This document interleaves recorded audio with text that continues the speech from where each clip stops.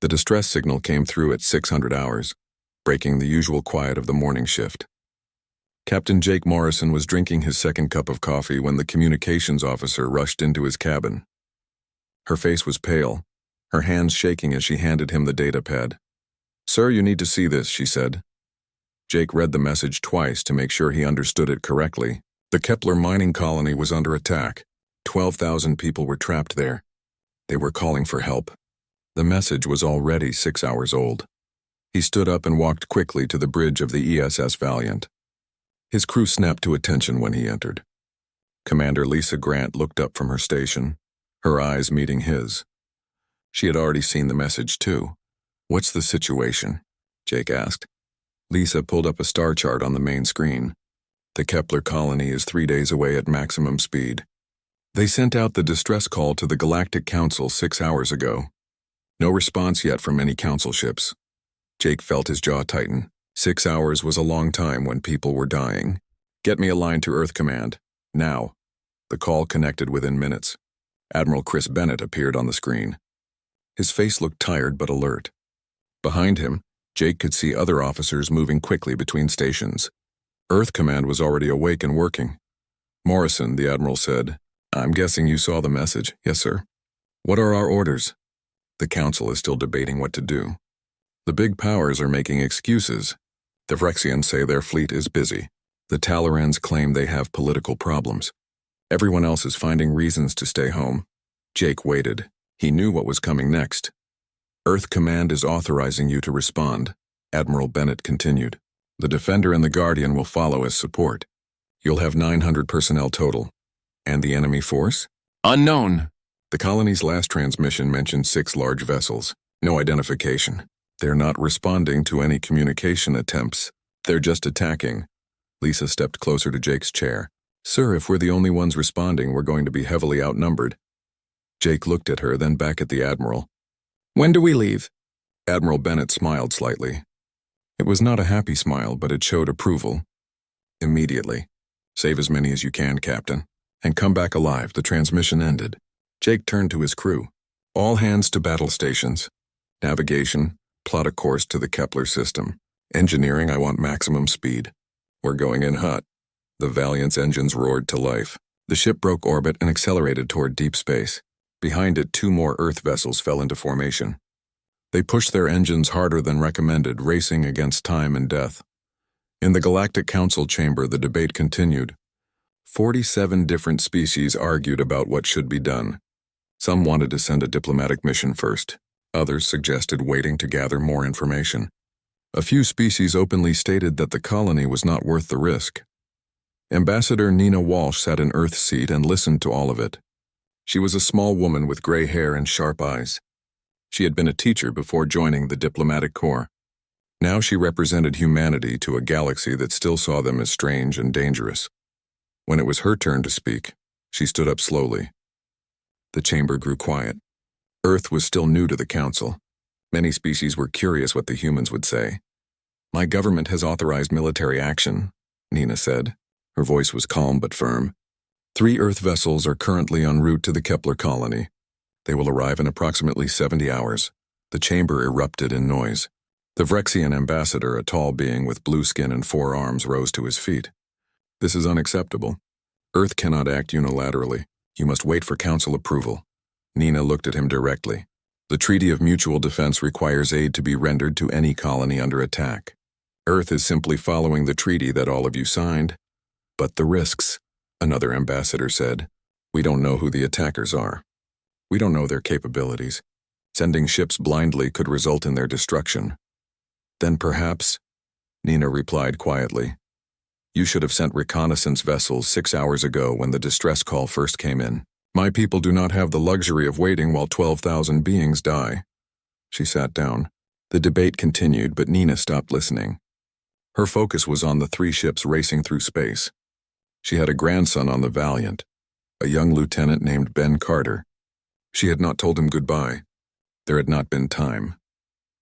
On the Valiant, Jake gathered his senior officers in the briefing room. Ben Carter, the navigation officer, was there. So was Amy Rodriguez, who commanded the fighter squadrons. Chief Engineer Kevin Walsh joined them along with Lisa Grant.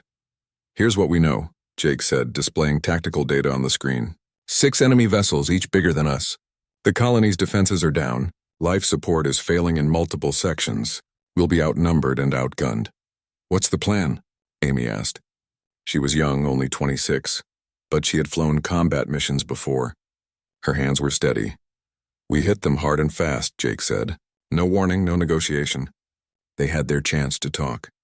They chose violence instead. We give them the same courtesy. Kevin leaned forward. The engines are already running at 110% capacity. I can push them higher, but we'll risk burnout. Do it, Jake ordered. Every minute we save could mean lives. The crew worked through the next 3 days with barely any rest. They ran combat drills, checked weapon systems, and prepared for battle.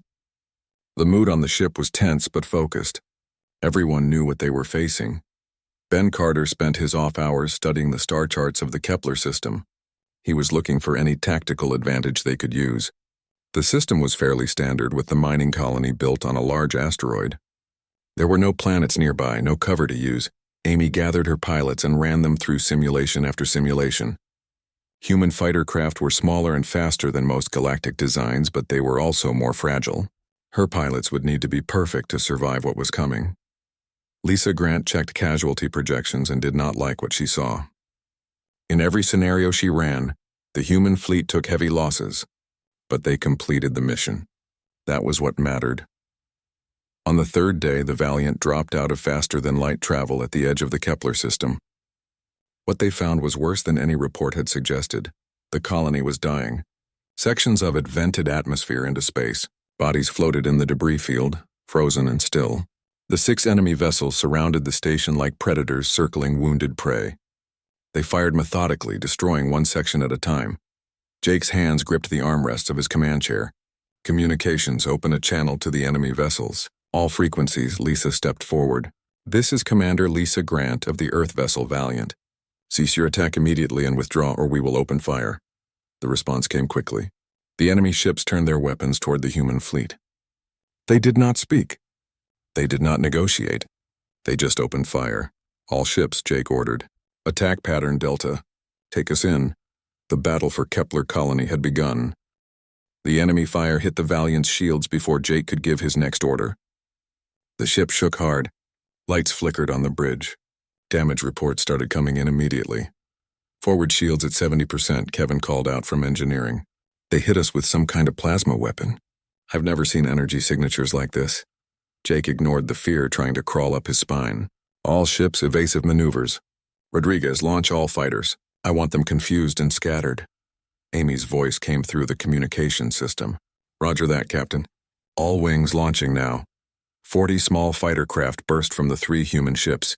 They formed up quickly and dove toward the enemy formation. The alien vessels seemed surprised by the speed. Their defensive guns tracked slowly, trying to target the fast-moving fighters. Lisa watched her tactical display closely. Sir, the enemy ships are moving into a defensive formation. They're expecting us to fight at long range. Then we'll give them something they don't expect, Jake said. He opened a channel to the other 2 Earth captains. This is Morrison. We're going in close. Follow my lead. The Valiant accelerated directly toward the enemy formation. The Defender and Guardian matched its course. The alien ships opened fire with everything they had. Energy beams and missiles filled the space between the 2 forces. The human shields flared bright as they absorbed hit after hit.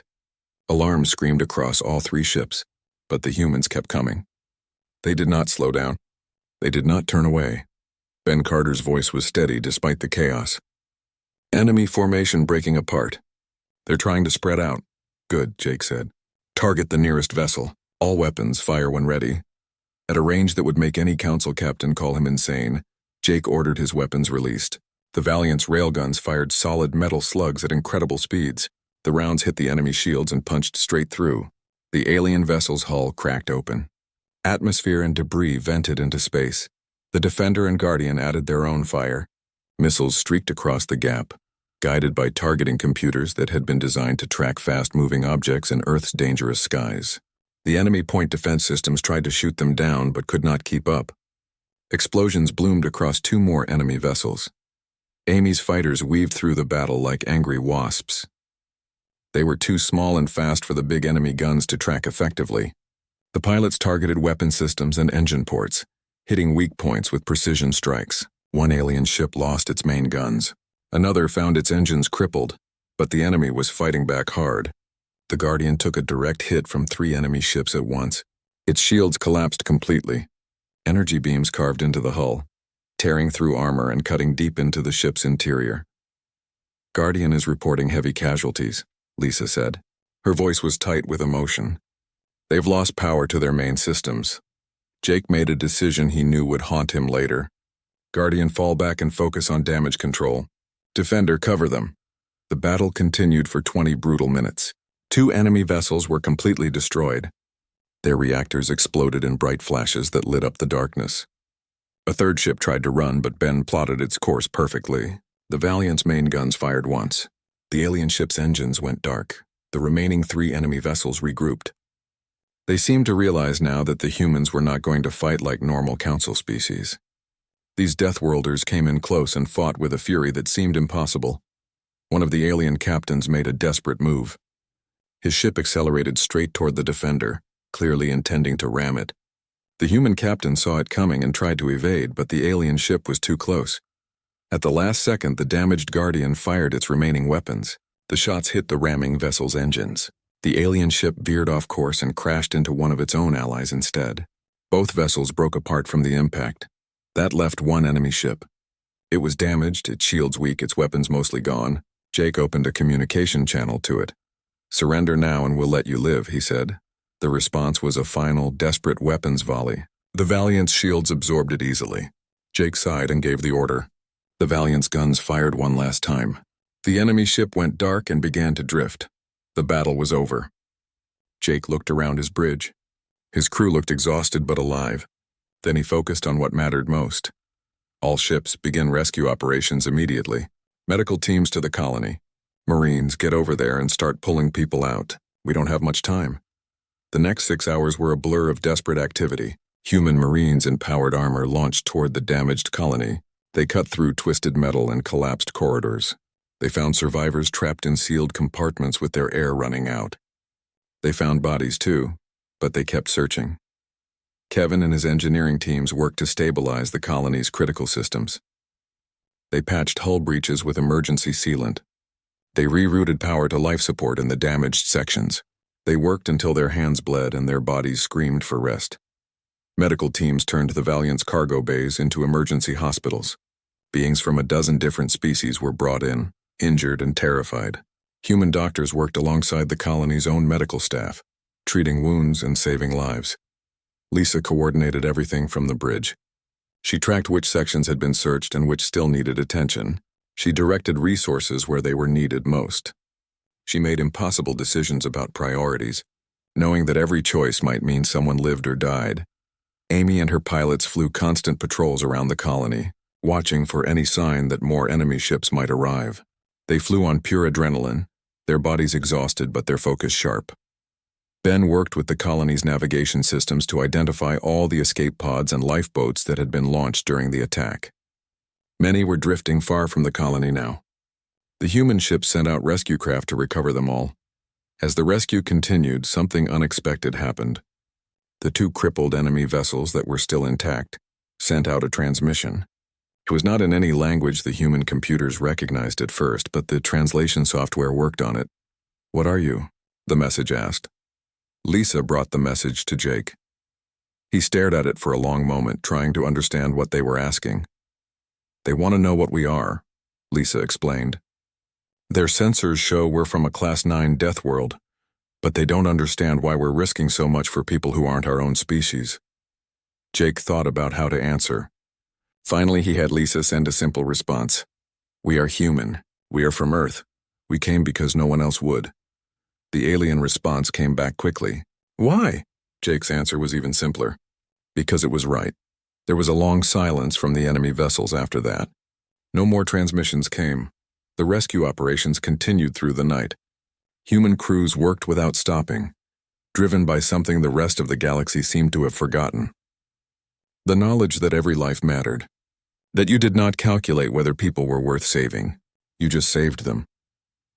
By the time the first council ships finally arrived 30 hours after the original distress call, the battle was long over. The council vessels found 3 battered human ships, thousands of grateful survivors, and the wreckage of an enemy force that had expected easy prey. The council captains could not believe what they were seeing. How had 3 small human ships defeated 6 larger vessels? How had they saved so many people from a failing station? The humans made it look possible, even easy, but it was not easy. The Guardian had lost half its crew. The Defender was barely holding together. The Valiant had taken damage that would require months in dock to repair properly. And 73 humans were dead, their bodies being prepared for the journey home. Jake stood in the morgue bay looking at the rows of covered forms. These were his people. They had followed his orders into a battle they knew they might not survive. And they had done it anyway, because 12,000 strangers needed help. Lisa found him there an hour later. She did not say anything at first. She just stood beside him, sharing the weight of what they had done and what it had cost. "The final count is in," she finally said quietly. "We saved 9,217. Almost 3,000 died before we arrived or in sections that collapsed before we could reach them." Jake nodded slowly. 3,000 dead. It was a huge number, but 9,000 saved. That number mattered too. "The council ships are asking for our full report," Lisa continued. "They want to know everything about the battle, about the enemy, about our tactics." "Tell them they'll get the report when we're done here," Jake said. "Right now, we have survivors who need care and dead who deserve respect." "The council can wait," Lisa smiled slightly. "Yes, sir." News of the battle was already spreading across the galactic networks. Within hours, every species in the council knew what had happened. 3 human ships had done what 47 other civilizations had been unwilling to attempt. They had answered a call for help no matter the cost, and the galaxy would never look at humans the same way again. The Galactic Council chamber was louder than Ambassador Nina Walsh had ever heard it. Representatives from 47 species were all trying to talk at once. Some were angry. Some were scared. Some were demanding answers that Nina did not have. The Vrexian ambassador, a tall being named Korax, slammed his 4 hands on his desk. "This is unacceptable. Earth acted without council approval. They could have started a war." Nina stood up slowly and waited for the noise to die down. When she spoke, her voice was cold and clear. "Earth followed the Treaty of Mutual Defense, the same treaty that all of you signed, the same treaty that required aid to be sent to Kepler Colony. We simply did what the treaty demanded. But you did not wait for approval," a Talaran representative said. She looked like a large insect made of crystal. "Protocol requires discussion and voting before military action." "Protocol," Nina repeated. 12,000 people were dying while you discussed protocol. How many of them do you think cared about your voting procedures?" The chamber fell silent. Many representatives looked uncomfortable. They knew Nina was right, but admitting it meant accepting their own failure. The council session went on for 6 more hours. Some species wanted to punish Earth. Others wanted to thank them. Most just wanted to forget the whole thing and go back to normal. But normal was already changing, whether they wanted it or not. The news networks across the galaxy were filled with stories from Kepler. Survivors were giving interviews telling what had happened. They talked about human Marines cutting through walls to reach them. They talked about human doctors who worked for days without sleep. They talked about human pilots who had flown into hell itself to protect them. One interview in particular spread across every network. A young Moran child, barely old enough to talk, had been pulled from a collapsed section by a human Marine named Danny Price. The child's entire family had died. Danny had carried the child to safety, staying with her until medical teams arrived. When reporters asked Danny why he risked his life for one small alien child, his answer was simple. She needed help. That's all that matters. The interview had been watched by billions across the galaxy. People saw Danny's face, tired and covered in dust, holding this tiny alien child carefully in his arms. They saw that he was crying, not from fear or pain, but from grief for all the ones they could not save. On worlds across the council, citizens started asking questions. Why had their own governments not responded? Why had the powerful Vrexian fleet stayed home? Why had the wise Talaran cited political complications? Why had everyone found excuses while people died? Protests started small but grew quickly. On Vrexia Prime, thousands gathered outside the government buildings. They carried signs demanding change. They wanted their leaders to explain why humans from a primitive death world had more courage than their own military. The Talaran homeworld saw similar protests. The crystalline beings had always prided themselves on their wisdom and careful decision-making. But their citizens were now asking if careful decision-making was just another word for cowardice. Other species watched all of this with worry. The Krellian hegemony, a military empire that controlled dozens of worlds, saw the protests as a threat. If common citizens started demanding that their governments act like humans, where would it end? The careful balance of power that had kept the galaxy stable for thousands of years could collapse. While politicians worried, something else was happening. More distress calls started coming in. It was as if criminals and raiders across the galaxy had been waiting to see what would happen at Kepler. Now they knew. The Council would debate, the great powers would make excuses, but humans would come. 6 days after Kepler, a merchant convoy in the Theta sector sent out a distress call. 5 pirate vessels were attacking them. The convoy had 20 ships, all of them carrying food and medicine to frontier colonies. The pirates did not care. They wanted the cargo. The ESS Valiant was still in dock being repaired. But the ESS Ranger, a smaller Earth vessel, was nearby. Captain Sarah Blake received the distress call and did not hesitate. Her ship changed course immediately. The Ranger arrived to find the pirates in the middle of looting the convoy. 2 merchant ships had already been destroyed. The rest were damaged and helpless. Captain Blake did not waste time with warnings. Her ship came in fast and opened fire. The fight lasted 12 minutes. The pirates had been expecting easy targets, not a warship. Their shields failed quickly under the Ranger's weapons. 3 pirate ships were destroyed outright. The other 2 tried to run, but the Ranger's targeting computers tracked them easily. The human ship disabled their engines and left them drifting for local authorities to collect. The merchant convoy suffered no additional casualties. The captains all sent messages of thanks to Earth. Some of them had never heard of humans before. Now they would never forget. In the Outer Rim, a research station called Haven Point was dealing with a crisis. An experimental virus had escaped from their containment labs. The disease was spreading fast. The station had 2,000 scientists and support staff. They were all in danger. The ESS Phoenix received the distress call. The ship's captain, Daniel Cruz, knew his crew was not equipped for biological hazards, but he also knew that every hour of delay meant more deaths. The Phoenix diverted immediately. Human medical teams went into the contaminated sections wearing protective suits. They worked alongside the station's own doctors, treating the sick and trying to stop the spread. It was dangerous work. The virus was deadly. But the humans did not leave. For 2 weeks, the Phoenix crew stayed at Haven Point. They lost 3 people to the virus. But they saved over 1,800. When the crisis finally ended, the station's director sent a message to Earth Command. He said that his people owed their lives to human courage and human compassion.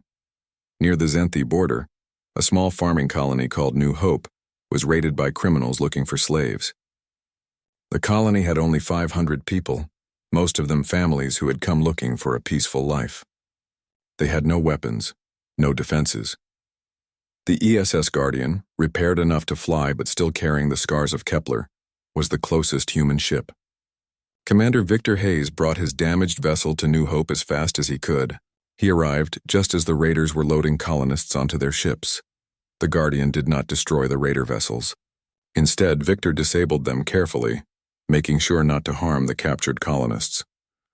His Marines boarded the raider ships and freed everyone who had been taken. The raiders themselves were arrested and handed over to Zenthi authorities for trial. The colonists invited the Guardian crew to stay for a celebration. Victor agreed, and his people spent 2 days helping rebuild what the raiders had destroyed. They fixed homes, replanted fields, and played with the colony's children. When they finally left, the colonists lined up to wave goodbye. Some of them were crying. Each incident was small on its own, but together, they created a pattern that no one could ignore. When someone called for help, humans answered. Every time, without question, without calculation. This was not how the galaxy worked.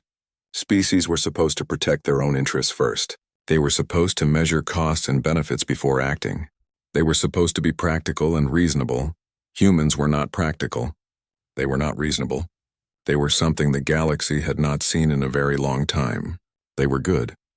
The Dalcor Syndicate, a criminal organization that had operated across the galaxy for decades, suddenly found their activities becoming very difficult. Every time they tried to raid a colony or hijack a convoy, human ships seemed to appear. The careful calculations that had protected them no longer worked. Earth did not care about bribes or political influence. They just stopped criminals whenever they found them. The Syndicate's leadership met in secret. They were losing money and people. Some wanted to fight back against the humans. Others argued that fighting Deathworlders was suicide. The debate ended when someone pointed out a simple fact. The Syndicate could adapt or die. In a galaxy where humans enforce the rules, crime would have to change. The Krellian hegemony watched all of this with growing alarm. They were a military power that had expanded by threatening smaller species. Their usual tactic was simple. They would threaten invasion unless trade agreements were signed. Most species gave in rather than risk war. But now, species being threatened by the hegemony had a new option. They could call Earth, and humans did not negotiate with bullies. The hegemony's war council met to discuss the human problem. Some generals wanted to crush Earth before they became too powerful. Others argued that attacking humans would turn the entire galaxy against them. The debate was heated. What worried them most was not human military power. Earth's fleet was still small. What worried them was the example humans were setting. If other species started acting like humans, the hegemony's entire system of control would collapse. On Earth, Admiral Chris Bennett was dealing with his own problems. Every day brought new requests for help. His 40 ships were being stretched thin. Some were spending months away from Earth, jumping from one emergency to another. Crews were exhausted. He called a meeting with Earth's civilian government. They needed to make a decision. Either pull back and let the galaxy solve its own problems, or commit fully to this new role. The debate in Earth's government was nothing like the Galactic Council. No one argued about whether helping others was right. They only discussed whether Earth could afford to keep doing it. Resources were limited. Ships needed maintenance. Crews needed rest. In the end, the decision was made quickly. Earth would not back down. If the galaxy needed someone to stand up for the weak, humans would do it. They would build more ships. They would train more crews. They would expand their military specifically for this purpose. Nina Walsh watched the news from Earth and felt proud. Her grandson Ben had survived Kepler. He was back on the Valiant, which was almost fully repaired. Soon he would be out there again answering another call. She thought about the interview with Danny Price and the Miran child. That was what this was really about.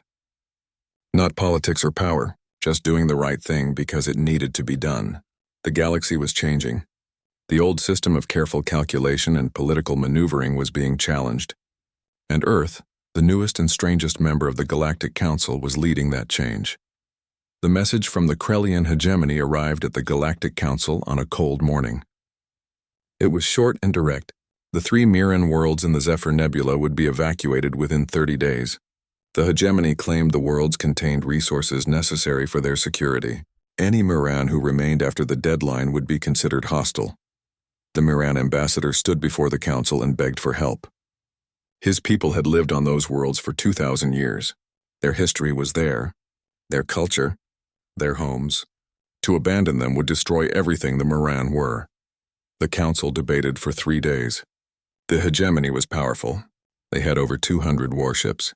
Fighting them would mean war on a scale the galaxy had not seen in centuries. Species after species stood up and explained why they could not help. The reasons were always different, but the answer was always the same. No. On the 3rd day, the vote was called.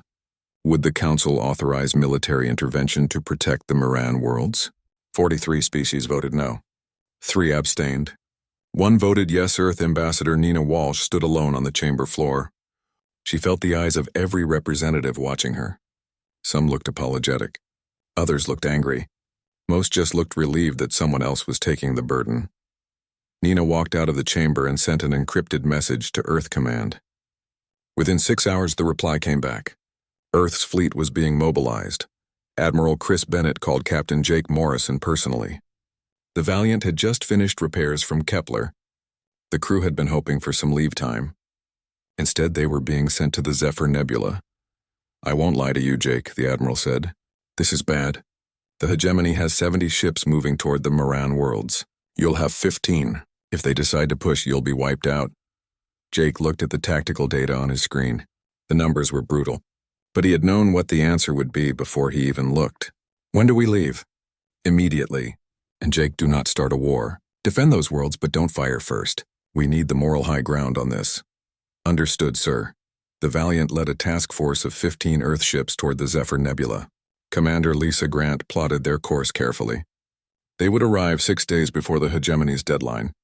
Just enough time to establish defensive positions.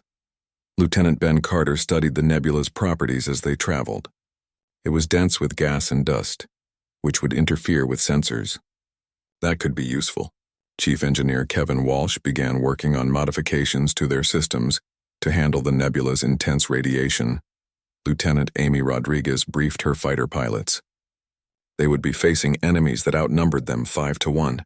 The only advantages they had were speed, skill, and the willingness to take risks that would make any sane pilot refuse to fly. The human fleet arrived at the Moran worlds and immediately took up defensive positions. Jake sent out a broadcast to the system. These worlds were under Earth's protection. Any attempt to invade would be met with force. The Moran people watched from the surface of their worlds. They had never asked Earth for help. They had appealed to the Council, following proper procedures. But the Council had abandoned them. Only humans had stood up. The hegemony's response came quickly. A fleet of 70 warships entered the system, massive vessels that dwarfed the human ships. Their commander was High Admiral Krex, a veteran of dozens of campaigns. He had conquered worlds before. He did not expect trouble from a handful of primitives. Krex sent a message to Jake. It was simple and arrogant. The humans had 10 minutes to withdraw. If they refused, they would be destroyed. The hegemony did not negotiate with Deathworlders. Jake's reply was equally brief. The deadline was cancelled. The Moran were staying. If the hegemony wanted them, they would have to go through Earth first. Krex was surprised by the response, but not worried. He ordered his fleet to advance in standard formation. The humans would see the overwhelming force arrayed against them and retreat. It was simple mathematics. No one fought battles they could not win, but Jake did not retreat. Instead, he ordered his ships to scatter into the nebula itself. The dense clouds of gas would hide them from sensors. Let the hegemony come looking. Krex sent his ships into the nebula, confident that his superior numbers would quickly overwhelm the humans.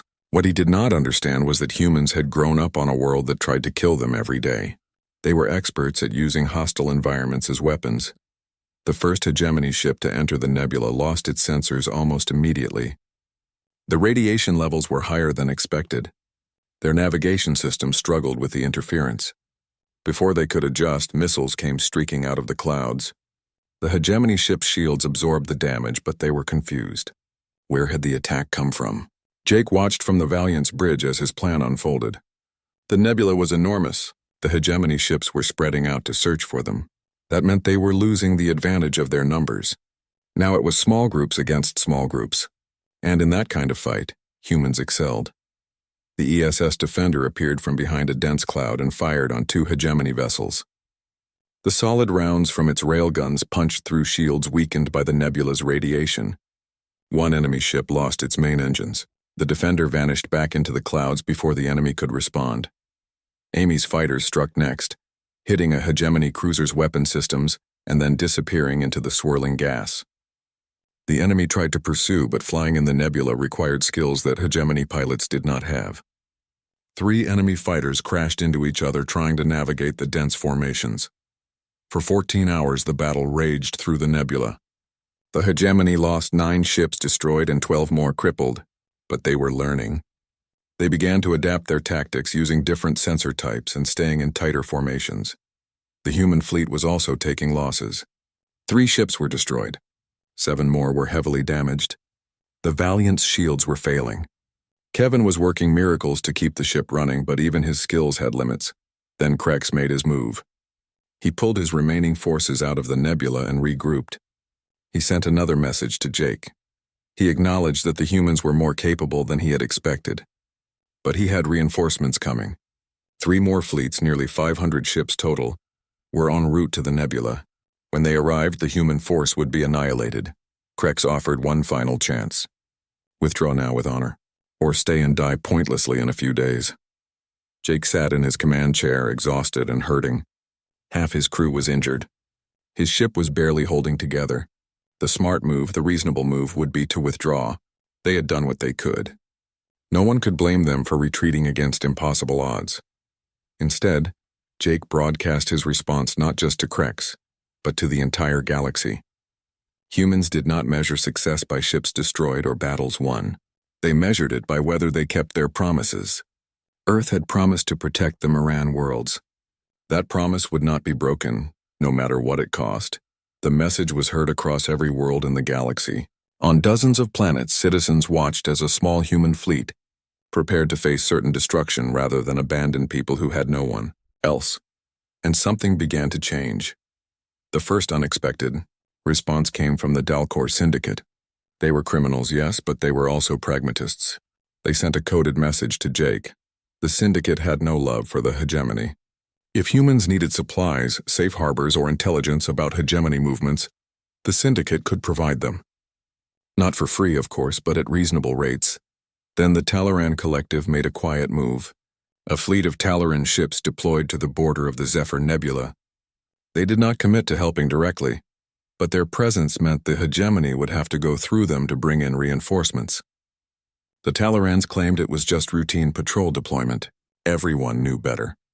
The Phyrexian Empire suddenly discovered that their trade treaties with the hegemony needed renegotiation. Shipments were delayed. Routes were closed for inspection. Nothing that could be called an act of war, but enough to cause serious problems. Smaller species began speaking up in the council. If the hegemony could invade the Moran worlds with impunity, what would stop them from taking other worlds next? Better to draw a line now while someone was still willing to stand. Protests erupted on hegemony worlds themselves. Not everyone in their empire supported the War Council's aggressive policies. Footage of the battle in the nebula had spread across their networks. Citizens saw human ships fighting against impossible odds, refusing to retreat.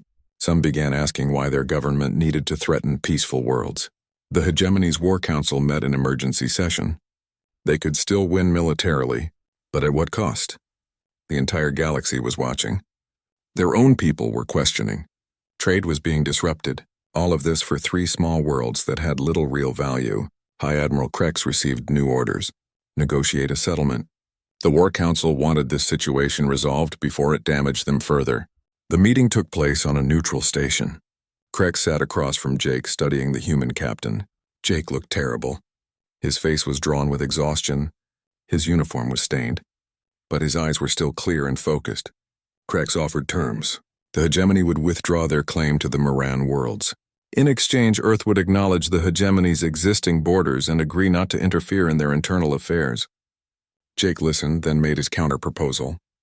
The hegemony would withdraw all military forces from the nebula. The Mirren would keep full control of their worlds. In return, Earth would help establish new trade agreements between the hegemony and other species. Fair trade, not coerced agreements. The negotiation took 6 hours. Finally, both sides reached an agreement. The hegemony would leave. The Mirren would stay free, and the galaxy would see that even the mighty could be forced to back down if someone was willing to stand against them. When news of the agreement spread, celebrations erupted across the galaxy, not just because the Mirren were saved, but because a fundamental principle had been established. Might did not automatically make right. The celebrations on the Moran worlds lasted for 3 days. People danced in the streets, sang songs of joy, and gave thanks to the spirits of their ancestors. But more than anything, they gave thanks to Earth. A world they had never heard of 6 months ago had saved them from losing everything. The Moran Council of Elders sent a delegation to meet with Captain Jake Morrison. The eldest among them was named Saren. He had lived for over 300 years and had witnessed the rise and fall of empires. But he had never seen anything like what humans had done. Why? Saren asked Jake when they met. Your people gained nothing from protecting us. You lost ships. You lost lives. What did you hope to win? Jake thought about the question carefully. He was tired. The battle had left scars that would take time to heal, but the answer was simple. We wanted you to keep your homes. That's all. But you are not Moran, Saren said, confused. We are not your people. Your species has no connection to ours. Your people, Jake replied. That's connection enough. Saren studied the human captain for a long moment. Then he nodded slowly. The galaxy does not think this way. Most species care only for their own kind. Maybe, Jake said. But maybe it's time the galaxy learned to think differently. The Moran delegation returned to their worlds and began planning. They had little to offer Earth in terms of resources or technology. But they had one thing they could give: memory. The Moran were artists and historians. They would make sure that what humans had done would never be forgotten. A month later, construction began on a memorial on Earth's moon. The Moran sent their finest craftsmen to build it. The memorial listed the names of every human who had died defending others. 73 from Kepler, 12 from various rescue missions, 8 from the Zephyr Nebula. Each name was carved in stone brought from the Moran homeworld. The inscription at the base was written in both human and Moran languages. They came when no one else would. They stood when others looked away. They gave everything so strangers could live free. The memorial became a sacred place. Beings from across the galaxy traveled to see it. They stood before the names and thought about what those humans had sacrificed. Some left offerings. Others just stood in silence paying their respects. But the memorial was just a symbol. The real changes were happening across the galaxy. The Galactic Council established a new treaty called the Mutual Defense Initiative. Any member species under attack could call for aid, and other members were obligated to respond. The treaty had real enforcement because Earth had shown they were willing to back it up. 40 species signed the treaty in the first month. By the end of the year, every council member had joined. Some signed because they believed in the principles. Others signed because they were afraid of being left out. Either way, the result was the same. The galaxy now had a system for collective defense that actually worked. Human ships continued to patrol trade routes and respond to distress calls. But they were no longer alone. Other species began building up their own defensive fleets. They trained their crews. They learned to take responsibility for protecting the weak. The Vrexian Empire launched a new fleet, dedicated specifically to emergency response. They trained with human crews, learning tactics and strategies. The Vrexians were proud beings who did not like admitting they needed help, but they swallowed their pride and learned. The Talaran Collective opened their medical academies to students from across the galaxy. They taught the techniques that human doctors had used at Kepler and Haven Point. The Talarans realized that courage was not just about fighting. It was also about healing. Even the Krellian hegemony began to change. The old war council was replaced by a new government that focused less on conquest and more on cooperation. It was a slow process, and many in the hegemony resisted. But the example of the Moran worlds had shown them that expansion through fear had limits. Captain Jake Morrison retired from active duty after the Zephyr Nebula.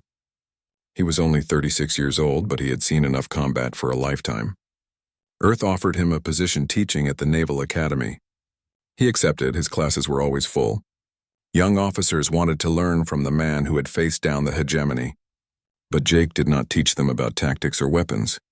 He taught them about principles, about knowing when to fight and why, about understanding that the purpose of power was to protect, not to dominate.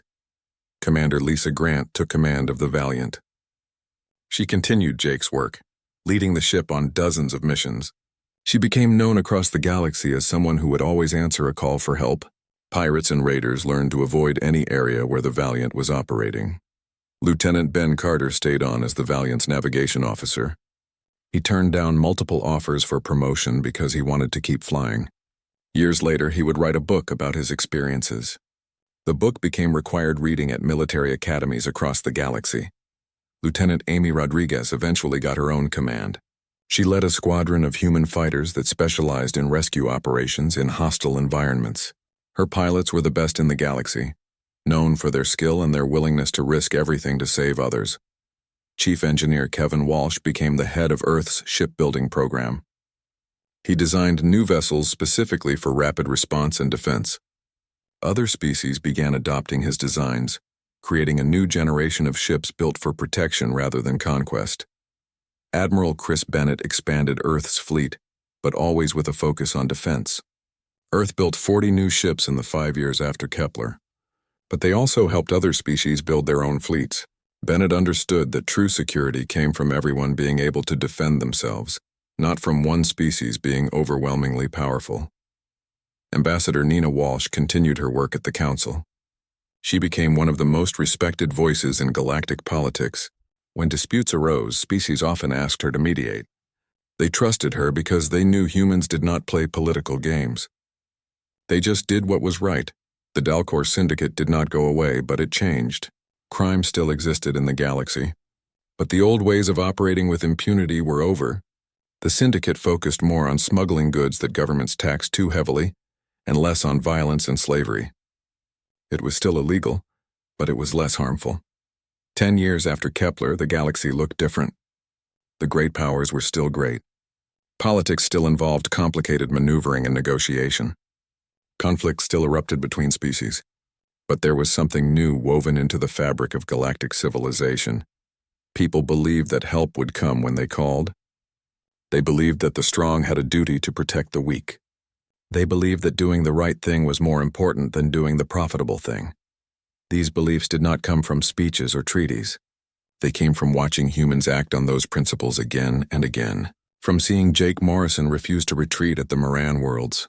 From hearing Danny Price say that helping a child was all that mattered. From witnessing ship after ship after ship answer distress calls that everyone else ignored. The humans had not set out to change the galaxy. They had just tried to do what they thought was right. But sometimes doing the right thing was the most powerful force in the universe. On Earth, in a quiet ceremony at the Lunar Memorial, a new name was added to the list of those who had died in service. An old woman had passed away peacefully in her sleep. She had never flown on a ship or fired a weapon, but her name was added because she had started something important.